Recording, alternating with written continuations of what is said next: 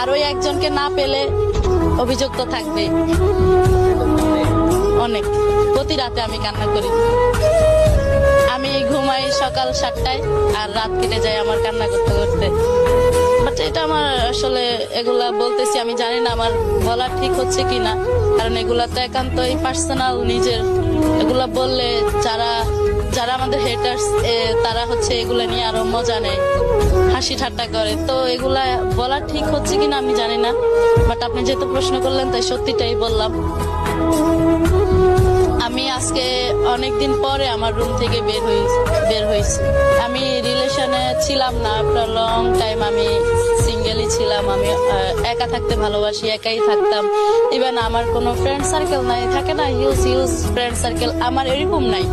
আমার অনেক বেশি বন্ধু বান্ধব নেই, অনেক বেশি আড্ডা নেই, অনেক বেশি ঘোরাফেরা নেই।